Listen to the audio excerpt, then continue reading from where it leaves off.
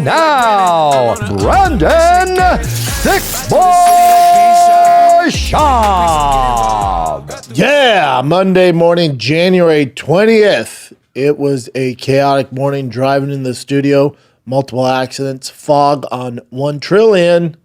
Fog or smoke, I can't tell. Do you guys have to deal with it at all? It was fog. It's foggy? Fog, yeah. Man, it is a thick-ass fog, too. You never know these days in Cali. Yeah. Smog or smoke, you know? Either way, not good. Fresh off the plane from Mecum in Kissimmee, Florida. Your boy was out there doing some work for Mecum. Boy, you see it on TV, grew up watching it. I record all the Mecums, watch it for hours. And you see all these fancy cars, and then you get there, and you have no idea. It was, how would I put it? Overwhelming. It's almost like SEMA, where 3 days isn't enough. There's so much to see. There's so many badass cars, and not just the crazy stuff you see online and that they post.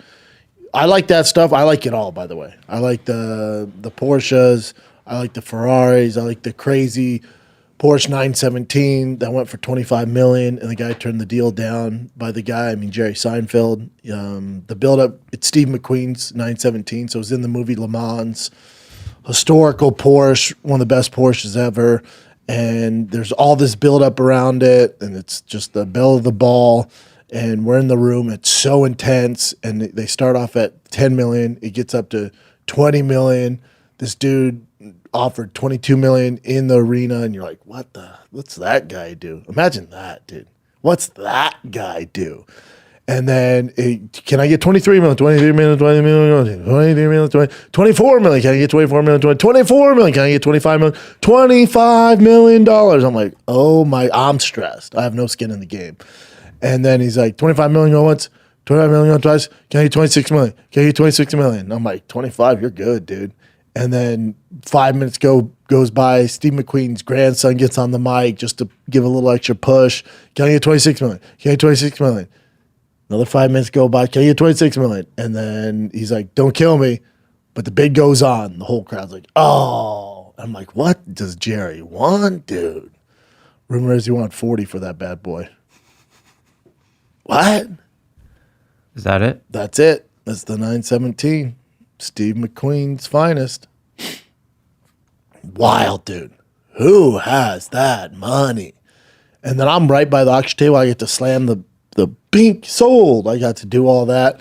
But then there was just families of their like grandfather's collections, just the craziest collections I've ever seen. And they're just selling like 10 cars, making like $30 million that weekend. What? People were like, oh, you're here bidding on these cars? I'm like, right. I'm looking at the Power Wagons over there for $30K, you know? I'm looking at the Power Stroke, the OBS, F-150s, 250s. Because what you don't see on TV is there's a surplus of just dope stuff, project cars, trucks. Thousands of them. 6.0, 6.4, 6.7, 7.3s. Hemis, Cummins. There's all sorts of cool stuff there. If you're looking for a car, it's not just what you see on TV. It's like if you're just a regular person, they got rides for you at crazy deals. That's what I was there for. They had cool stuff.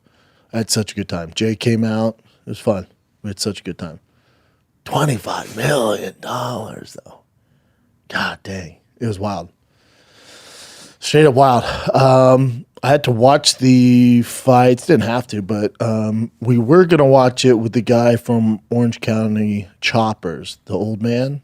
Oh, Paul Tuttle, right? Yep. Paul Tuttle Sr. Paul Sr. We were supposed to watch Paul Sr. at what are they called? Twin Peaks. But I hate watching fights in public, so I can't hear it. I like to dive in. So I convinced Lex and Jay just to go back to the house and watch it. We stayed at Jimmy Buffett's, like this Jimmy Buffett like condo thing. It's kind of weird, but it was awesome. So the three of us, it was like a Airbnb, but we stayed there and then just streamed it from my phone to the TV and bought the pay-per-view that way. We were able to watch from the prelims up, but we watched it there. This is what sucks with the East Coast. The prelims didn't start till like 9. The main card started at 10 p.m. I mean, that main event, it was like midnight, 12:30 by the coast. It's like, what? Those poor people on the East Coast, man. It must suck.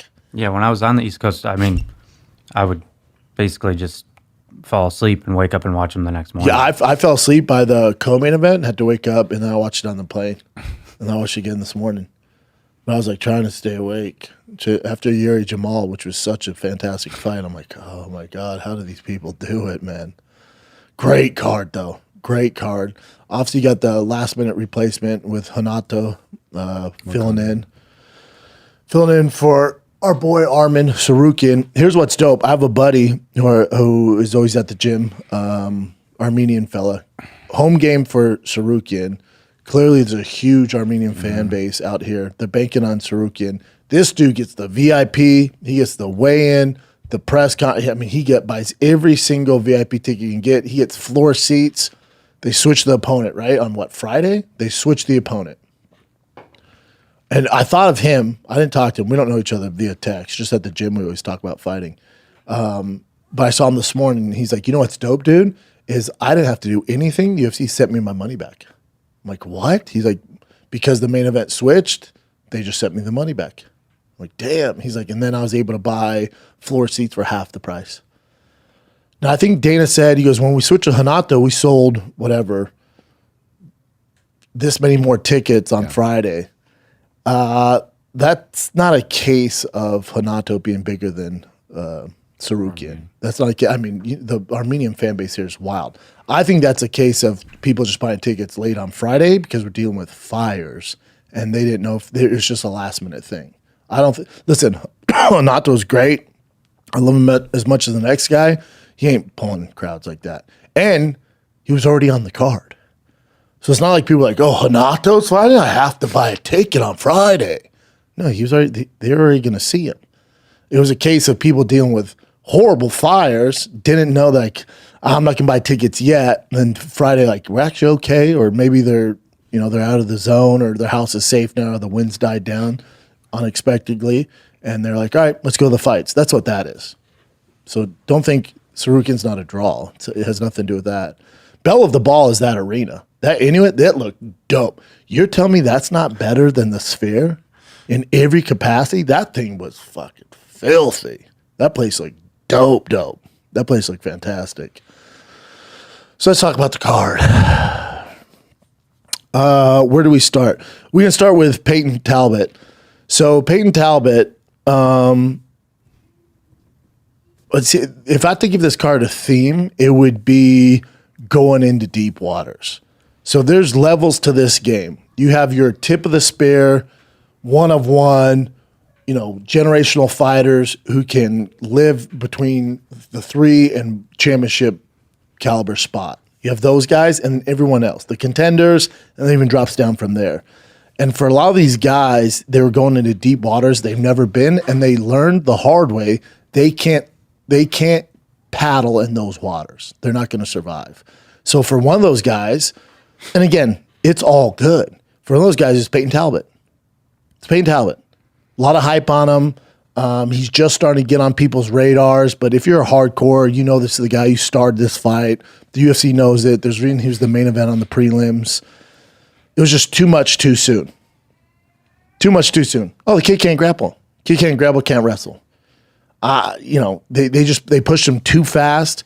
This matchup, you give him a straight up vet. Now, his last fight, he did beat a vet, but just stylistically, this was a complete nightmare for him.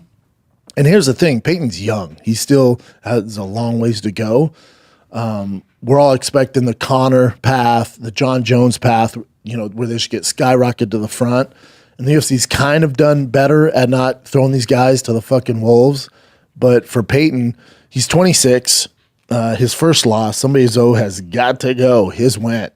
So it's all good. I think for him as a learning lesson, I always say this, for these young guys, when they lose a fight and they're undefeated and they have all this hype on them, I feel sorry for the guy he has to fight next. He's going to fuck that dude up. Because he has skill. He just has a lot of holes in his game. So he's still a young, exciting fighter. Don't jump off the bandwagon. What's interesting about Payton is I've had this happen a number of times where big sponsors, Go, man, who's the next guy? They always ask me, who's the next guy we should work with? I'm like, well, you don't want to try to get to a Jiri or an Islam. They're already set. You want a guy, you want to grow with that guy, and you can see the potential where he's become a superstar. You know, that's what you want to do. You don't want a guy who's already cemented and his legacy set. Like, you're going to pay up the fucking ass. You want a kid with a good following, a lot of potential. He's on the prelims, and grow with him and make the money with him. Don't go for a vet and whatever, pay him $1 million and then, you know, he's with you for 2 or 3 fights, probably goes on a losing skid, or he just gets older and falls out. You're going to get longevity with these young guys. You just got to know what the hell you're doing in the fight game. And he asked me, he was number 1 guy. I said, Payton Talbott. If you want a guy, and he didn't know who he was. And this is a number of sponsors. I'm not calling anybody out. This is a sponsor who you see on the mats who is a big-time player. So he goes, who do you think? I said, Payton Talbott's your guy. I said, he's actually fighting this weekend. He goes, really? And I gave him a list of about 4 or 5 other young guys. I said, Payton's your guy, though. He's never seen him fight, not familiar with him. I'm sending him his YouTube. I'm sending him his analytics, all this stuff, right? I'm like, this is your guy. He's super interesting, fun interview. You know, he checks all boxes, has a long ways to go, but you can get him for cheap right now, and then he's only going to get bigger, but you're going along for the ride. He goes, man, I love that. I go, watch him this weekend. Yeah. I get a text after the second round. He's like, man, this is the guy? He goes, there's one issue. I go, what's that? He goes, he can't fight. I went, oh, no, it's just, and I said, this is actually a good thing for you because he's going to be that guy. He's going to be good. And now is a great time to jump on board. And it's going to mean a lot to him where I'm sure other sponsors jumping off, you should jump on now. You're going to get him at a great deal, lock him into a 2 or 3 year deal, whatever you want to do, make it beneficial for him, make it beneficial for you. But he's coming off a loss. This is great. And it's early in his career. It's all good. I told him, I said, Makhachev, I don't know if you know, and the guy, he's not a hardcore. I don't know if you know this, but Makhachev got his ass whooped early on. He got knocked out. Payton just got dominating. You see there's a lot of holes in his game, but he's still a young kid. Islam got starched early on. All good. It's not boxing. One loss doesn't define. The fan base is still going to ride for Payton. The fan base still rides for Islam. They're still going to ride for Umar. Like, it's all good. It's not boxing. You know, so he just has a long ways to go. Because the difference between Islam's loss early in his career and Payton's loss early in his career is Islam just made an error and got caught, and, you know, the fight's over. That's the level of the UFC. Payton just got outclassed. He just got dominated. There's 15 minutes where there just wasn't much. He turned it on late, but still, his the takedowns were just atrocious. His takedown defense, submissions, his submission defense. I guess if you had to check something like, oh, that's not terrible, you know. But outside that, it was a rough night in the office for him. But he's still that guy. Don't write him off yet. He's still that guy. RDR finally looks like the RDR. You know, I've worked with One Championship for a number of years, so I followed RDR for a hot second. Middleweight champ, light heavyweight champ. He fought his first fight in the UFC against Merab. He looked like trash, had cardio issues. The UFC jitters for a debut fighter, I don't care what organization you come from, are real. That is a thing. He kind of gassed out. Striking looked atrocious. Even his grappling didn't look great in that first fight. You're like, oh, man, this is the double champ? This ain't good from a championship. And then you see him against Kevin Hall, and he just absolutely annihilated him. Kevin's lost 4 out of his last 5. Okay. So his whole shtick of, like, I don't care about this fighter. I don't know who he is. I just want to fight as much as I can. That's all fun and games. Losing 4 out of your 4 out of last 5. The issue is he's a fun fighter, fan favorite, exciting to watch. But the UFC has to tread lightly with him because you need to give him kind of ideal matchups. Otherwise, he's going to lose. And it's not really what the UFC is in the business of. And he's not that big of a star where they're going to tread lightly and make sure he gets the right matchups where guys aren't going to take him down. And even guys that don't take him down, he's lost to. You know, Wonderboy Thompson, JDM, Michael Venom Page, you know, those guys even played the stand-up game when he lost. So he's been fighting monsters, though. I'll give him that. You know, he's fought Hamzat, Wonderboy, Ponzinibbio, Michael Chiesa, JDM, Michael Venom Page, then RDR. It's tough. But that's where he's at. So at his experience and the level he's at, this kind of it. Takedown fence isn't going to come. It's similar to the way people go, I don't get it. How come Jiri can't just change his style and put his hands up? He's 30-something, man. What do you think? He's been training over 10,000 hours. He's put his time in. He's this warrior. He's the guy that has this wild, funky style that's hard to adapt, hard to download, a nightmare to deal with, unpredictable. And you think overnight he's just going to be this traditional fighter with his hands up? So when people are like, he said he's working on keeping his hands up, I go, well, okay. All it means is he's working on the exact same style, but his head work was a lot better. Was a lot better.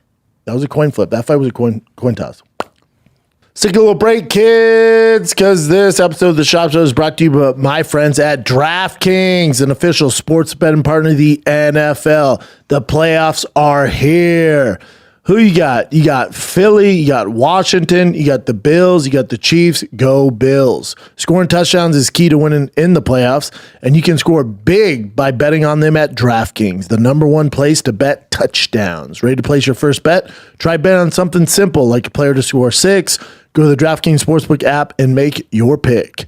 New to DraftKings customers can bet $5 to get $200 in bonus bets instantly.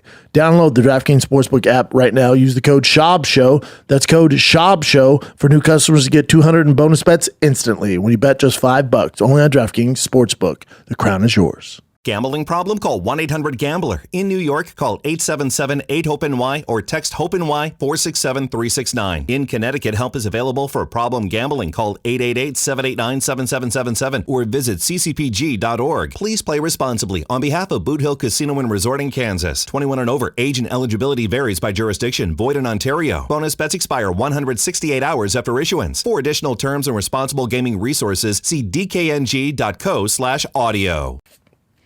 So RDR looked fantastic. He's ready for the big time, I think. Almeida, was Almeida doing his thing. Heavyweight division is so freaking light. It's so light.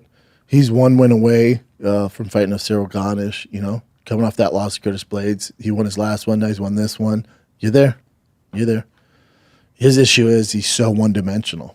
Even though he did get Spivak out of there with the striking, but it's going to be tough for him to get that similar striking advantage on a guy like Cyril Gane. It's going to be a tough night for him. Yuri Jamal Hill, here's my thing with this. I know you guys don't like Jamal and the hate on Jamal. One thing I say about Jamal is he's not tough. That motherfucker is tough, man. That was tough. He's a tough to put away. I knew he was in trouble when I saw the double knee brace. You haven't seen that since what? Tim Sylvia? You know that ain't good. You see a double knee brace? I was like, oh no. At his age, like this ain't ideal. If you had money on me and you see a double knee brace, You can't bet on double knee braces. That's Tim Sylvia back in the day. 2025 double knee brace? No. No, you can't have double knee brace. You can't do it. It's not what we do. Can't do it. I thought Yuri looked a lot better. God, how can anyone hate on Yuri? I don't know if they do. I don't see much of it, but I mean, God, how can you not love that guy? Cutting his hair for the cancer patient, winning. Here's the next fight for Yuri. Every other show is going to tell you Khalil Roundtree. I want to see Khalil Roundtree. I want Roundtree, and I love Roundtree. Love him. One of my favorite people on the planet. He's the salt of the earth. For Yuri, the next fight is Robert Whittaker. That's the fight. Rematch with Alex ain't happening. Alex, they announced it, and Kalaev, right? Mm-hmm. So he's not going to wait for that. Robert Whittaker wants to come up to light heavyweight. He's already a perennial bona fide Hall of Famer. He's done the work at 85 to fight the #1 contender at light heavyweight. Stylistically, it's fantastic. Whittaker's a big boy. Yuri's not that big of a light heavyweight. He's actually thinner. I know he's tall and he looks huge on TV. I've seen him in person. He's not that big of a dude. Like heavyweight's isn't even an option for him. Notice when he was on that losing streak, which was one, but when he's on that losing streak, he goes, I'm thinking about moving down to middleweight. Yep. That's how thin he is. Heavyweight's not even in the conversation for him. So middleweight's a terrible idea for him. But what's awesome is Robert Whittaker coming up for the first time at light heavyweight. You're welcome. There you go. That's your fight. And that's a big boy fight. That's a big boy fight. That's a fantastic fight. Robert Whittaker's first time at light heavyweight. Jiri, he went. And then, you got Alex, who's beat basically everybody at this point. You got Ankalaev. I think he beats Ankalaev all day. But he beats Ankalaev. And for Jiri, you wouldn't give him an immediate rematch, right? This is a third shot at him? No, that doesn't make sense. But if he wins one more, he beats a Robert Whittaker, who's a fan favorite, a big name. Now we can do Jiri Alex. Okay, take my money. And then if Robert Whittaker wins, bro, Robert Whittaker, Alex at 205, again, take my goddamn money. That's a great fight. You're going to see everybody else, Khalil Roundtree. That's the easy one. It's Robert Whittaker. That's the money fight. That's the fight. Especially if Whittaker's going to light heavyweight, that's the fucking fight. Amazing fight. Merab and Umar, your boy got this one right. I told you. I called it. I said, Umar's going to come out. He's probably going to win the first 2 rounds. And then after that, Merab's going to take over with his pace, and it's going to be tough for Umar to keep up, and he's going to beat him 3-2. I thought you could have gave Merab one of the first 2 rounds. I thought it was, 2-0 for Umar, but then after that, the next 3 was Merab. Merab's cardio is the best we've ever seen.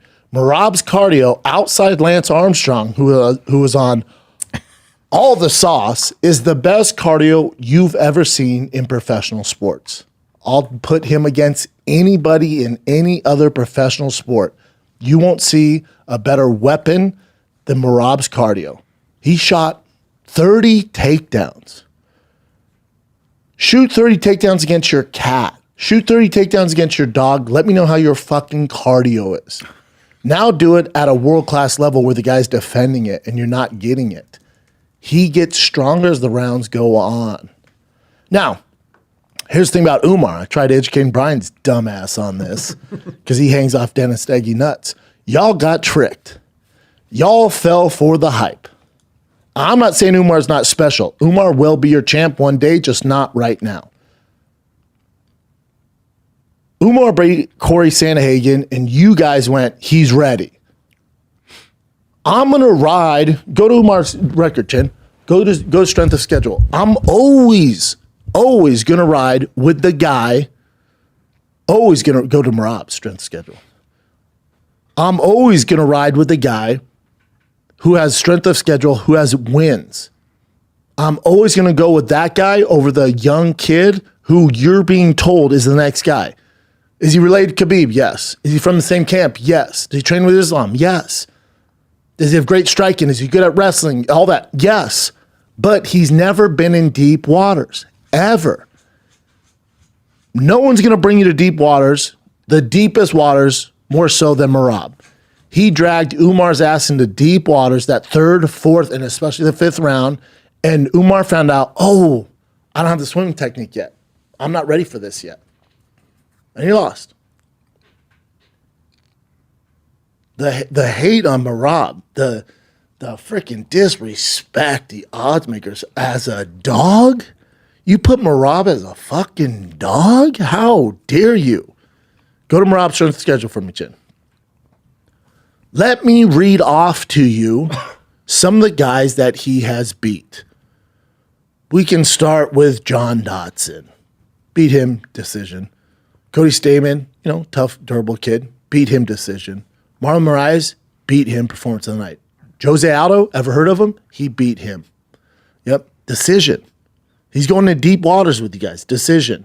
Peter Yan, ever heard of him? You ever seen that fight? You ever seen how many fucking takedowns he shot in that fight? He beat Jose Aldo. Beat Peter Yan. Is their takedown defense good? Oh, some would say some of the fucking best to ever do it. He mollywopped them. Henry Cejudo, good takedown defense, right? Gold medalist. He beat him. Took him down pretty easily. Picked him up, looked at the crowd, smiled, and then dunked him on his ass. Sugar Sean O'Malley, pretty fucking good, right? beat him pretty handedly. A young kid in Umar, and y'all want to act like he's the next coming of Jesus Christ, our Lord and Savior? Because why? He hangs out with Khabib? Get the fuck out of here. He got dealt with, son. Immediate rematch. Shut up. The fuck? He has work to do. Go to Umar's schedule for me. You want me to go over his strength of schedule? Their names y'all don't even know. Their names we can't pronounce. They're names that aren't even in the top fucking 20. He had one win in a decision win over Corey Sandhagen. And you thought he was ready for the dance? Merab been dancing at that ball. He been dancing multiple times. My boy been dancing. This dude comes in trying to break dance, never learned how to break dance. He got dragged to the deepest waters and went, oh shit. It doesn't matter that I hang out with Khabib. It doesn't matter that I walk in with Islam. It doesn't matter. That's not going to help me defend these motherfucking takedowns. 30 of them. 30 takedowns. You know how wild that is? 30? Y'all must have forgot.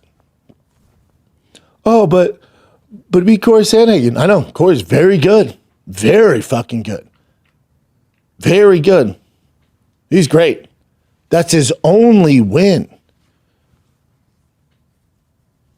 Y'all bought the hype. This was an easy pick. Y'all bought the hype. You ain't beating fucking Merab. You out of your goddamn mind? I know you don't like him for it. I don't give a fuck. He beat, and right now, until Umar gets more experience, he beats him 9 out of 10 times. People, Umar's hand was broke. Shut up. You know what Merab was dealing with? He was also compromised too. It took away his best tool and it still didn't matter. He had a staph infection where most people would, ready for this, cut their leg off. He taped it up and trained and still shot nonstop. He had a horrible staph infection on his shin. Horrible. Oh, and you know what you take for that? Antibiotics. You know what that does? Drains your cardio. Not Merab's. That was Merab's cardio at 50%, and y'all still lost to him. Yeah, but he broke his hand. I don't give a fuck. Give him that hand, and then give Merab 100% cardio. How do you think this goes? He was laughing at the guy while he was trying to take him down. What? Y'all bought the hype. I know he trains with Khabib. Shut up. Shut up. Strength of schedule. Y'all thought Florida Atlantic was going to beat Alabama. Come on now. Y'all thought the guy who hasn't fought anybody was going to walk in there and beat Merab? And all odds are against Merab. UFC doesn't want to be champ. The whole Khabib narrative, all that shit. Islam narrative, all that shit. Money from the Saudis. Everyone's rooting against Merab. And he embarrassed y'all. And y'all had him in your parlays. He was your third leg parlay. Y'all fucked up because you bought the hype. Go based off their history. This is a bona fide easy fucking pick. I told y'all. First 2 rounds, the young kid's going to do well. After that, we put on our big boy pants. We go to work. Merab fucking starched him. That's how this goes. That's my dog. He's a big Umar fan. Shut up.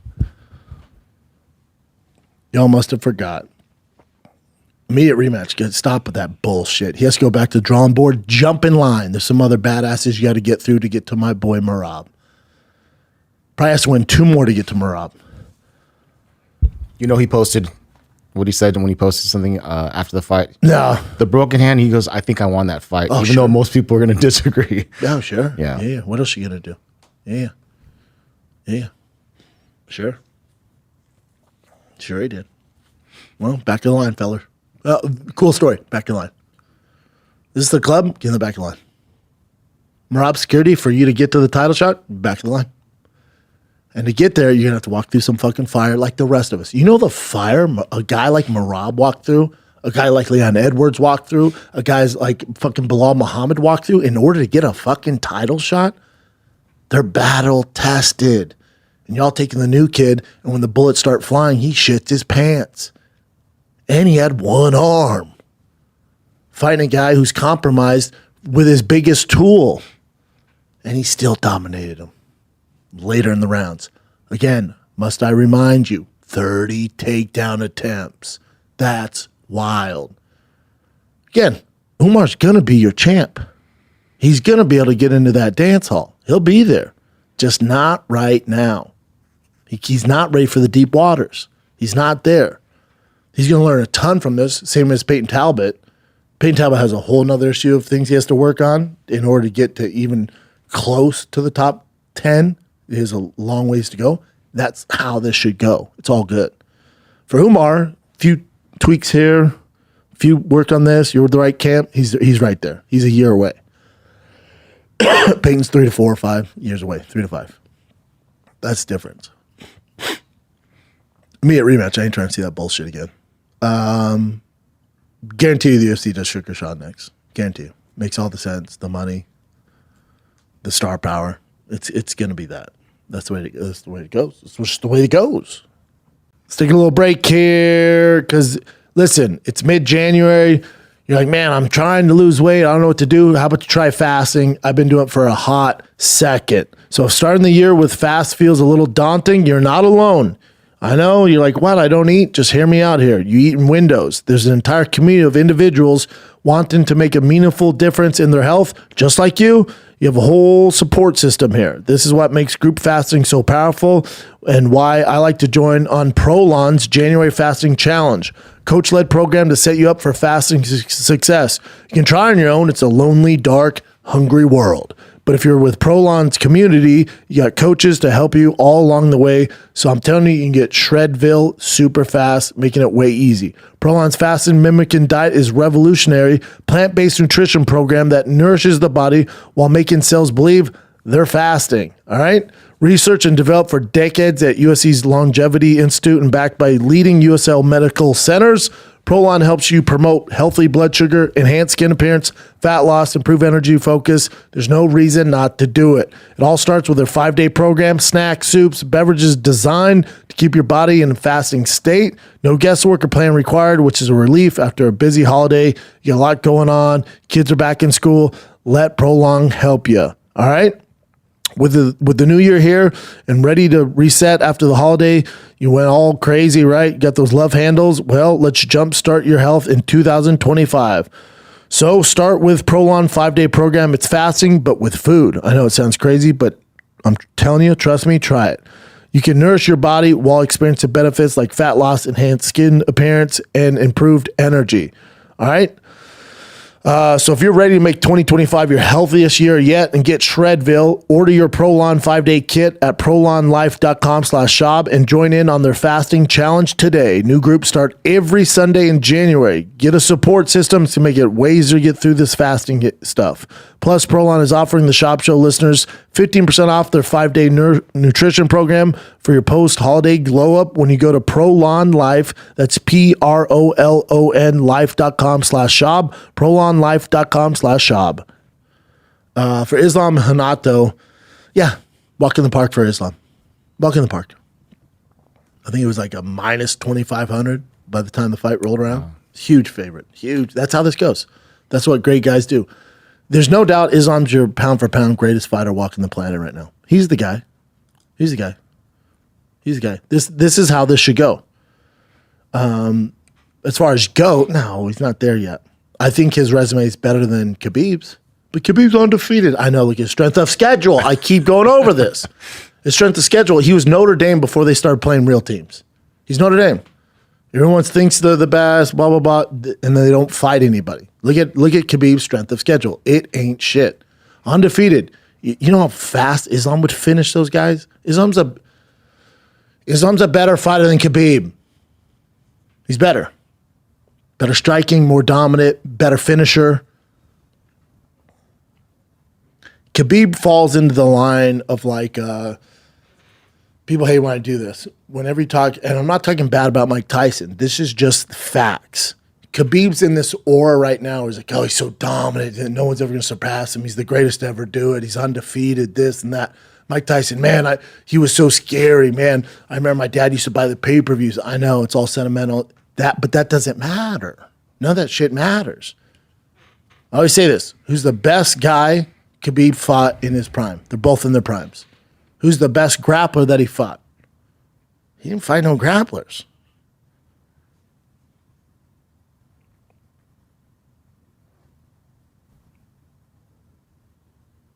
In their prime, his strength of schedule is fucking terrible. Conor McGregor, complete straight striker. Dustin Poirier, older. Justin Gaethje, hella older. You know, good wins, quality wins. You got 3 Hall of Famers on your list. Islam surpassed him, man. He's just a better all-around fighter. It's also just the way it goes. It's just part of the timing and the experience. You know, in 2024, 2025, when Islam's in the pinnacle of his career, you have to have more skill set. Now, let's talk about Islam. The knock on Islam right now, and the bummer is it's not his fault. It's just the lay of the lands at 55. There's not a ton for him there. All those stars that we like are a hell of a lot older. It just shows you had to fight a 45er. But you look at his best wins, Charles Oliveira, 45er. 45er.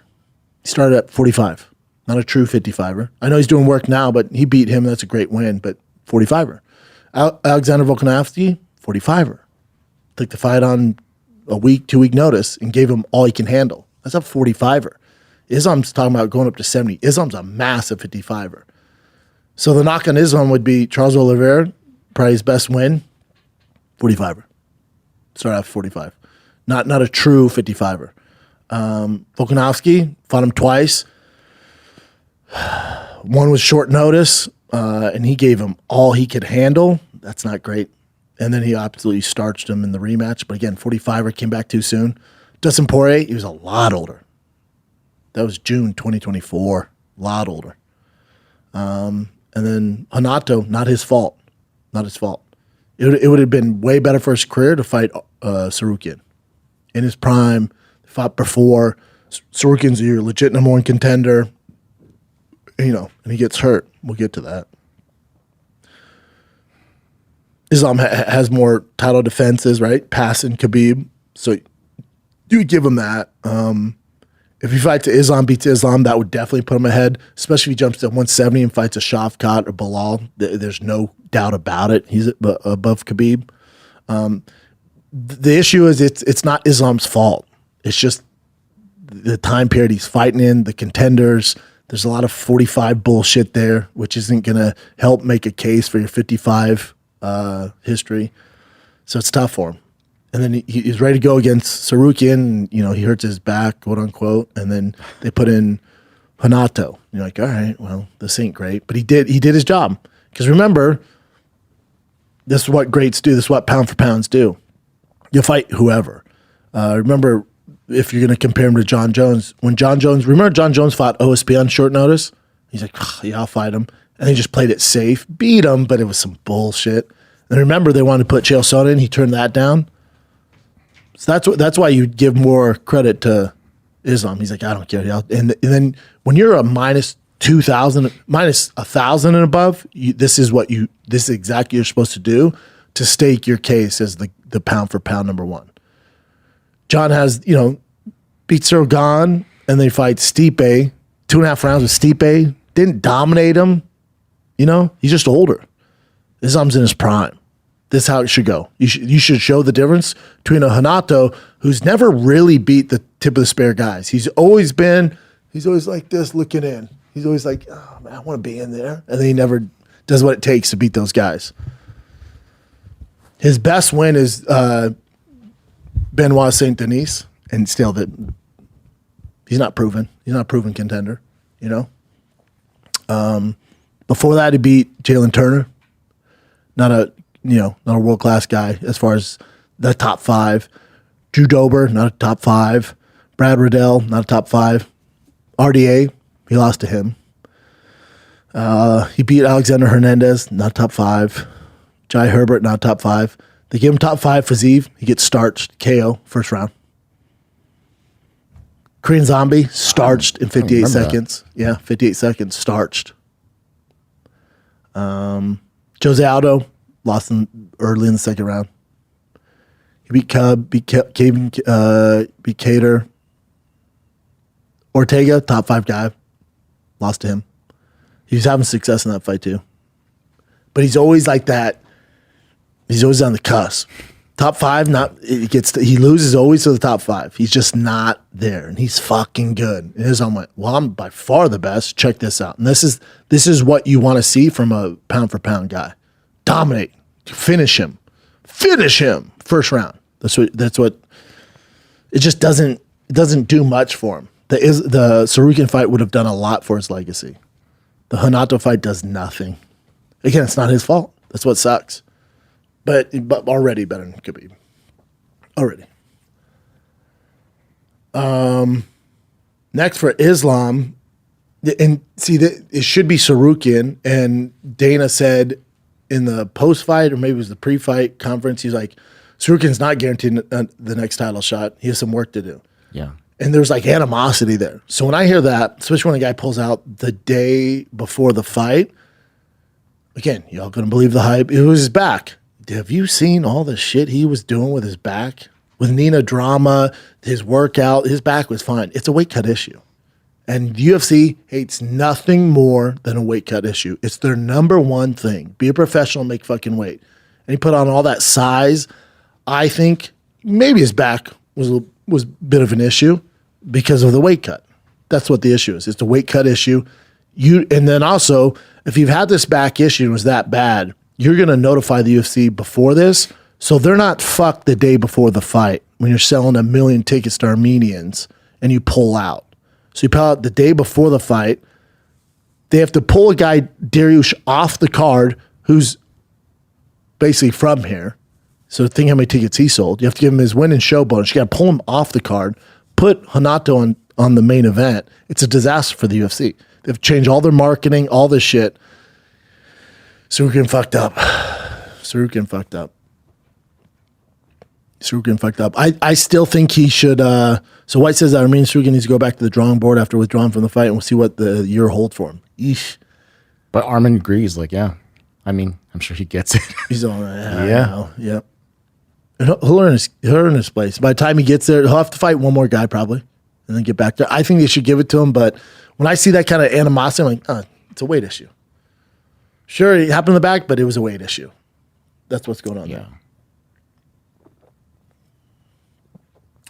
So he put, I agree with Dana White. Once my back heals, I'll be ready to prove I'm the true number one contender by taking on anyone they put in front of me. Yeah, he knows. He fucked up. Because it was actually an injury he couldn't prevent. He'd be like, this is ridiculous. I'm the number one contender. Everybody knows it. I've proved it. You know, I beat Charles Oliveira. Come on, what are we doing here? But he was like, no doubt. I'll see you. Let me know, man. Keep me posted. I'll fight whoever. It's like, oh, yeah, you fucked up and you know it. That's what's going on there. As soon as I saw him, like, it's a weight cut issue. That's all that is. Not properly done. That's all that is. So for Islam, if it's not Tsarukyan, 55's land of the dinosaurs. You have Hooker and Gaethje fighting. That does nothing. Unless Hooker was to get a... it's tough. That ain't it. The winner of that ain't it.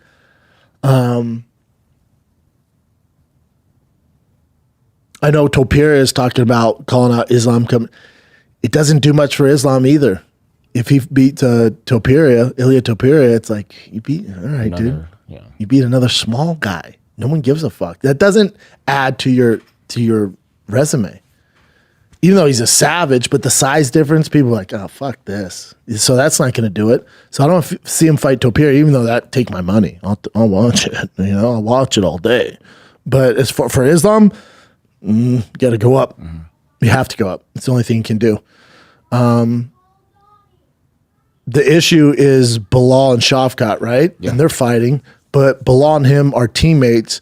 But then also leading up to this fight. People brought it up, and he goes, we have the same manager. He didn't say no. Islam's a savage. He didn't say no. He will fight Bilal. If Bilal beats Shavkat, I will bet you any amount of money Islam would fight Bilal. He ain't going to let that friendship hold him back from being cemented as a double champ. No, not a chance. Not a chance. Not a chance. And I'd love to see that. I'd love to see that fight. Either Islam, it should be Islam no matter what, versus the winner of Bilal Shavkat. Islam Shavkat, fuck yes. Islam Bilal, my God, these are great fights. But the narrative of fighting a 145er coming up, come on, dude. You've already done that. Quit beating up those guys. Quit being a bully. Go up. No one respects that small shit. You got to go up. He's good enough where he can do it all day.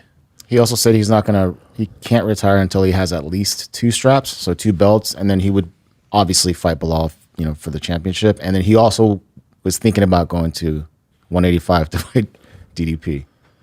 Okay, For do possible that. 3 belt. Do that, but don't go down. Don't make those guys come up and be the bully. If you want to be the GOAT, you got to go up. You have to. No one's ever become the GOAT by going down. You got to go up.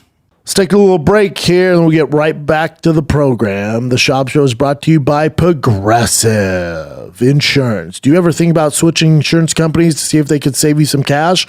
Well, you should, because it's super easy, especially with Progressive. They make it easy. Just drop in some details about yourself. See if you're eligible to save money when you bundle your home, auto policies, all under one umbrella, all under Progressive. They have the easy choose yourself tool there. Progressive takes only minutes, and it could mean hundreds of more in your pocket. Visit progressive.com after this episode to see if you could save right now. Progressive Casualty Insurance Company affiliates. Potential savings will vary. Not available in all states. Progressive Insurance. You're welcome. What else you got, Jen?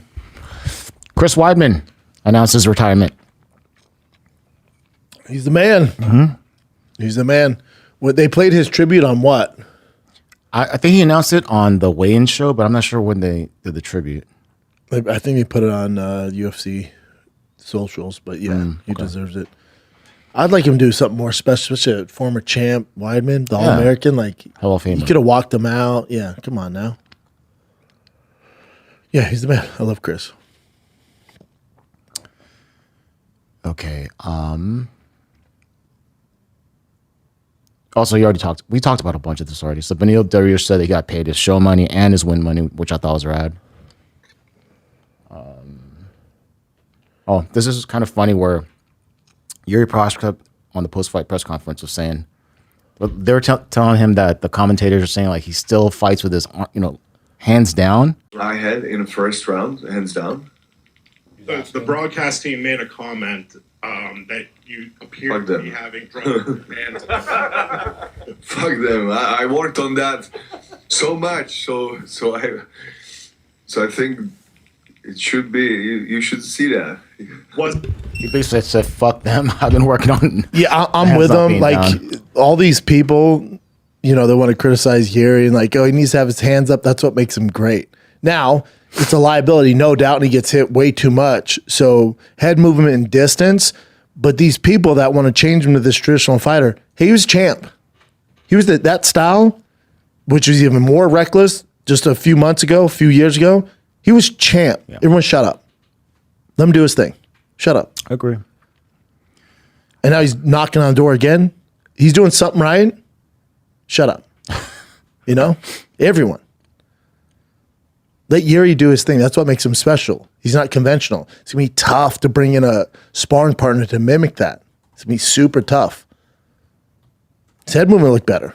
But if you're expecting him to be this traditional fighter, that takes away his magic. That's stupid. Yep, I agree. So anyways, UFC 313. Now it's official that Alex Pereira will fight Magomed Ankalaev. That's the right call.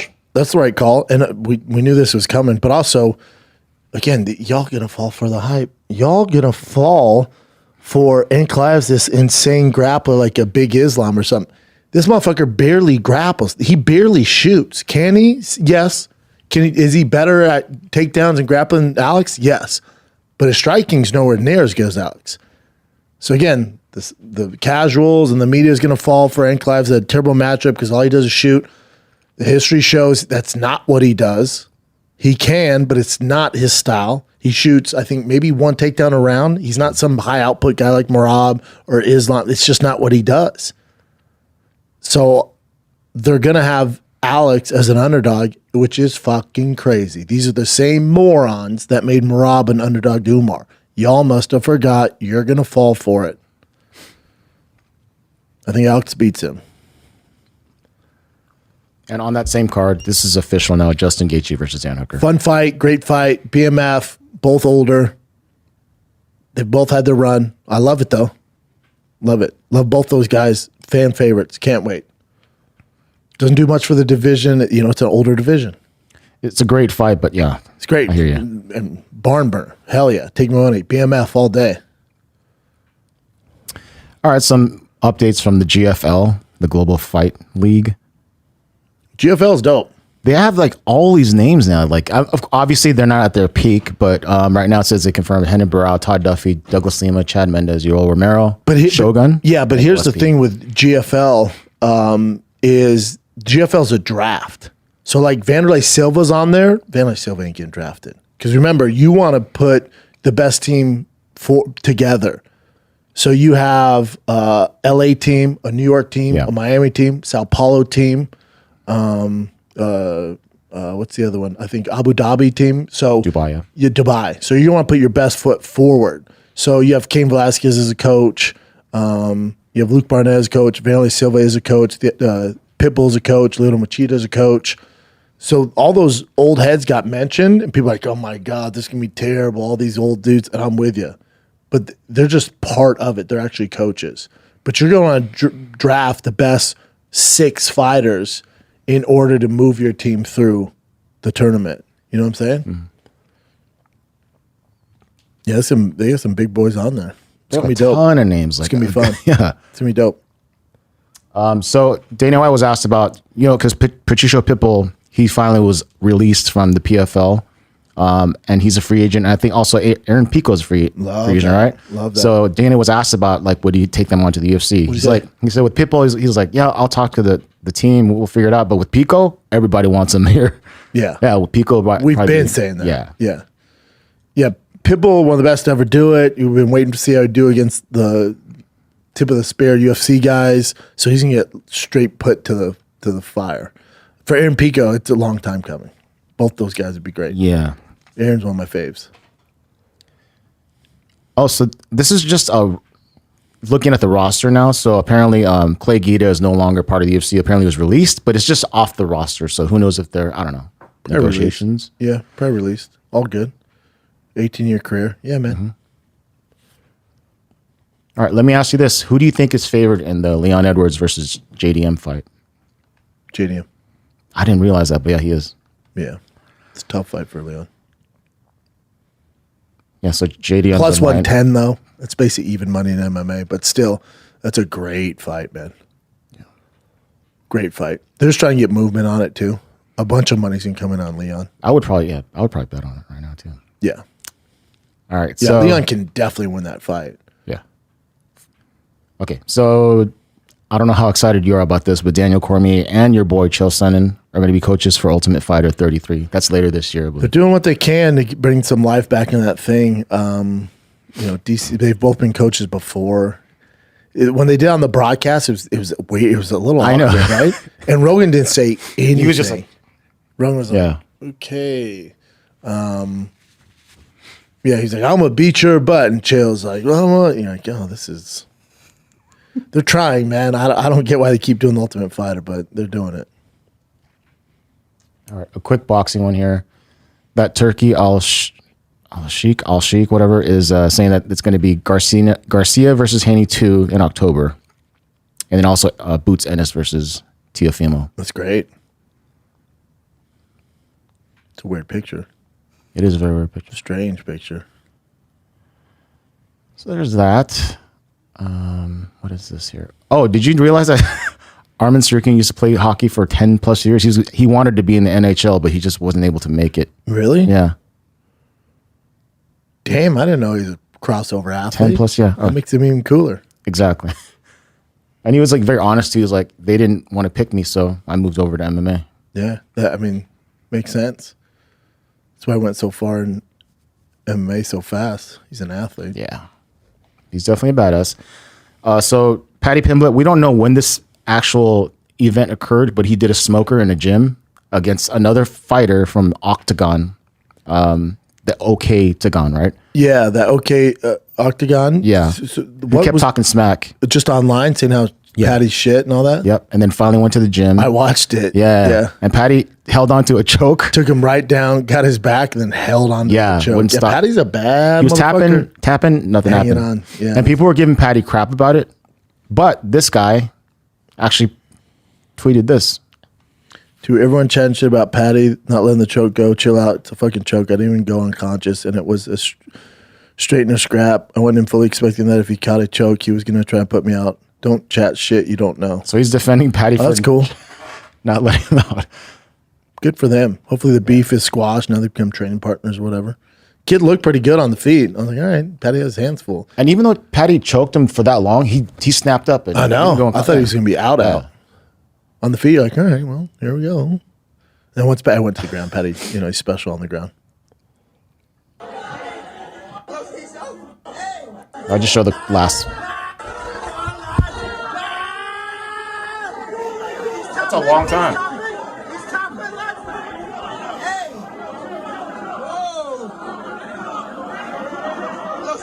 And he was fine. Just chaos. The guy seems pretty, my takeaway from that guy's pretty good. I mean, the ground game, obviously, again, Paddy's very special on the ground. On the feet, you're like, kind of give him all you can. I mean, he's an actual fighter. It's not like a regular dude that, talks. Yeah, but he's not in the UFC, so you're like, all right. That's how they should settle it. That's great. This episode of The Schaub Show is brought to you by the world's first alcohol detoxifier that reduces blood alcohol content as little as 30 minutes. This is no BS. This is no snake oil. This is the real deal, Holyfield. I'm talking about sobering up in 30 minutes. You're out having drinks. You got a busy day the next morning. You got kids. You got football. You got Little League. Whatever you got, wake up with a sharper mind and body. Sober, liver support, well-being boost, gut support, hydration. All right. So at your company party, happy hour, you got to wake up, you got a big day, but you want to have some drinks with the boys, go ahead and do it because you got your companion right by you. Get a 4-pack. Get a 4-pack of Sure Shot. You can go to SureShot.com, use promo code Brendan, you save 10% off. You go to Amazon Shop, TikTok Shop, which is back now. You can go to freaking a Bevmo if you want. We got it all over the place. It is the best thing if you're going to drink. It's SureShot.com, promo code Brendan. And, you know what, dude? Go ahead. Chandler put, you don't show up, you don't get a shot. Beat me if you can, Tsarukyan. He put, I'm not against it, but find someone who beat you twice sounds way more compelling.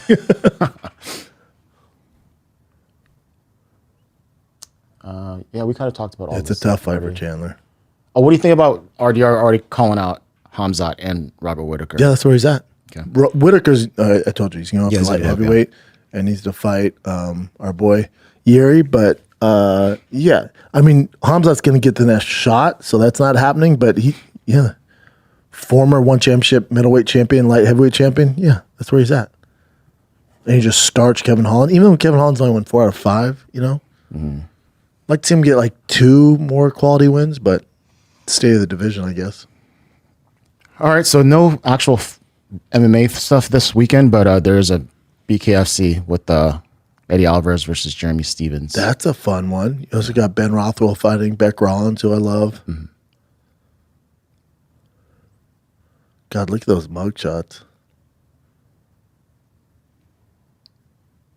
Yeah, that'd be fun. I'll check it out. That's January 25th. I will check that out. Is that it, I think that's Chinster? it, dude.